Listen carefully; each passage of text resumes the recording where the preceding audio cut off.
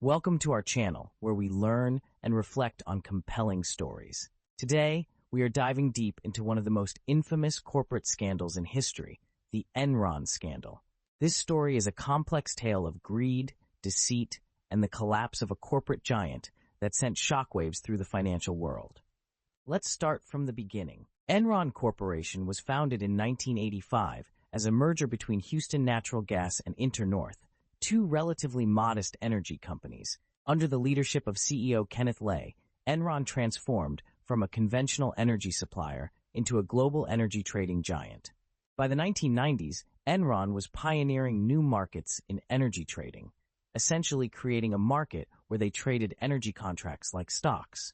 Enron's business model was heavily based on innovation, deregulation, and aggressive growth strategies. The company invested in new technology, diversified into various energy-related ventures, and expanded its reach worldwide. Enron's reported revenues skyrocketed from about $9 billion in 1995 to over $100 billion in 2000, making it the seventh largest company in the United States. Despite its outward success, Enron's financial stability was built on shaky foundations. The company engaged in a series of unethical and illegal accounting practices to hide its debt and inflate profits. These practices were orchestrated by key executives, including CEO Kenneth Lay, COO Jeffrey Skilling, and CFO Andrew Fastow. One of the key tactics Enron used was the creation of special purpose entities, SPEs. These were essentially shell companies that allowed Enron to move debt off its balance sheet, making the company appear more profitable and financially stable than it actually was. Andrew Fastow designed these SPEs to hide Enron's mounting liabilities and to create the illusion of substantial earnings. Another deceptive strategy was the use of mark-to-market accounting. This method allowed Enron to book potential future profits on the day a deal was signed, regardless of whether the company actually received those profits. This practice gave Enron the ability to manipulate its earnings reports and project a false image of constant growth and profitability. The cracks in Enron's facade began to show in 2001. A combination of investigative journalism, whistleblower accounts, and growing scrutiny from the financial community led to the exposure of Enron's fraudulent activities. In August 2001, Sharon Watkins, a vice president at Enron, wrote a memo to Kenneth Lay warning him about the company's accounting practices. She expressed concerns that Enron might implode in a wave of accounting scandals. Despite her warnings, Lay and other executives continued their deceptive practices. Journalists and financial analysts started questioning Enron's opaque financial statements and complex business model. Bethany McLean, a reporter for Fortune magazine, published an article titled, "Is Enron Overpriced?"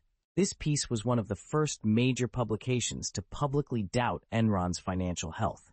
Enron's auditor, Arthur Andersen, was complicit in the fraud. Andersen not only failed to prevent Enron's misleading accounting practices, but also actively destroyed documents related to the audit when investigations began.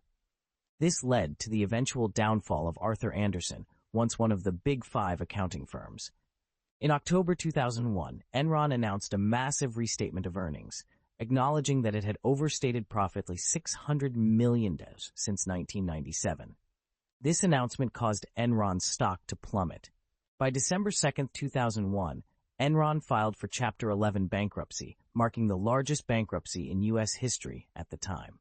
The fallout from Enron's collapse was swift and severe. Several top executives were indicted and convicted for their roles in the scandal.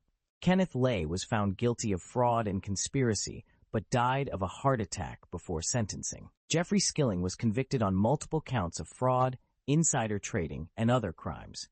He was sentenced to 24 years in prison, but was released early in 2019 after serving 12 years. Andrew Fastow pled guilty to 2 counts of conspiracy and served 5 years in prison. The Enron scandal had far-reaching implications for the business world and regulatory practices. In response to the Enron scandal and other corporate frauds, the U.S. Congress passed the Sarbanes-Oxley Act in 2002. This act imposed stringent new rules on public companies and their auditors to enhance transparency and prevent corporate fraud. Key provisions included CEO and CFO certification, Executives must personally certify the accuracy of financial statements. Enhanced financial disclosures. Companies must provide more detailed and accurate financial information. Internal controls. Firms are required to implement robust internal controls over financial reporting. The scandal led to increased scrutiny of corporate governance practices and a greater emphasis on ethical behavior within companies. Auditors, board members, and executives became more accountable for their actions. The role of auditors came under intense examination, leading to reforms aimed at ensuring the independence and integrity of the audit process. The Public Company Accounting Oversight Board, PCAOB, was established to oversee the audits of public companies and enforce high standards. The Enron scandal serves as a stark reminder of the dangers of unchecked corporate greed and the importance of transparency and accountability in the business world. While the company itself may have vanished, the lessons learned from its downfall continue to influence corporate governance and financial regulation to this day. Thank you for joining us on this journey through the rise and fall of Enron. Don't forget to like, subscribe, and hit the notification bell for more deep dives into the world's most fascinating stories. Until next time.